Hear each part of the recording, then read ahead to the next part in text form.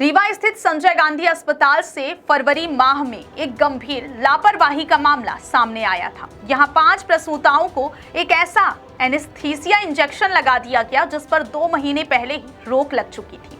इस लापरवाही के चलते 5 महिलाओं की याददाश्त चली गई, जबकि एक की हालत गंभीर बनी हुई थी। यह हैरान करने वाली घटना 26 फरवरी को घटित हुई, जब 5 महिलाओं को डिलीवरी के दौरान गुजरात की कंपनी रेडिएंट पेरेंटल्स लिमिटेड द्वारा सप्लाई किया गया एनेस्थीसिया इंजेक्शन लगाया गया। चौंकाने वाली बात यह है कि इस कंपनी को दिसंबर महीने में ही इंजेक्शन की गुणवत्ता अमानक पाए जाने के बाद ब्लैक लिस्ट कर दिया गया था। इस गंभीर लापरवाही का खुलासा अब हुआ है। रीवा के संजय गांधी मेडिकल कॉलेज में हुए कारनामे के बाद अब एक्शन हुआ है। इस मामले में अस्पताल के स्टोर कीपर पर गाज गिरी है। स्टोर कीपर प्रवीण उपाध्याय को सस्पेंड कर दिया गया है, लेकिन किसी भी अधिकारी पर किसी तरह का कोई एक्शन नहीं हुआ है। जांच में पता चला है कि अस्पताल के स्टोर कीपर की गलती से यह इंजेक्शन इस्तेमाल हुआ था। रीवा के संजय गांधी मेडिकल कॉलेज में 5 गर्भवती महिलाओं को इंजेक्शन लगाया गया था। इसके बाद से ही महिलाओं की तबीयत बिगड़ गई। बाद में उनकी याददाश्त चली गई। जो इंजेक्शन इन महिलाओं को लगाया गया था वो पहले ही ब्लैक लिस्ट किया जा चुका था। इस पूरे मामले का खुलासा होने के बाद जांच की गई। अब इस मामले में स्टोर कीपर को सस्पेंड कर दिया गया है, लेकिन किसी अफसर पर कोई कार्यवाही नहीं की गई।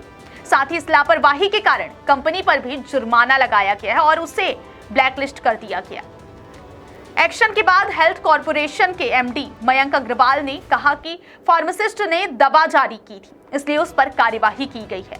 इस मामले की जांच में पता चला कि स्टोर कीपर प्रवीण उपाध्याय ने इस्तेमाल जारी किया था।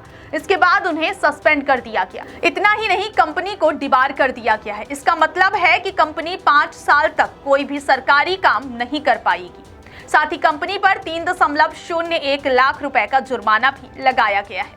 लेकिन इस पूरे मामले में एक और हैरान करने वाली बात सामने आई है।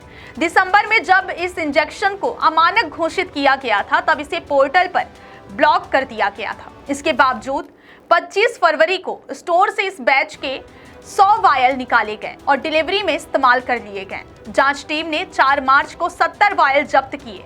लेकिन इस पूरे मामले में एक और हैरान करने वाली बात सामने आई है। दिसंबर में जब इस इंजेक्शन को अमानक घोषित किया गया था, तब इसे पोर्टल पर ब्लॉक कर दिया गया था। इसके बावजूद 25 फरवरी को स्टोर से इस बैच के 100 वायल निकाले गए और डिलीवरी में इस्तेमाल भी कर लिए गए। जांच टीम ने 4 मार्च को 70 वायल जब्त किए, लेकिन बाकी के 30 इंजेक्शन कहां गए, इसकी कोई जानकारी उपलब्ध नहीं है।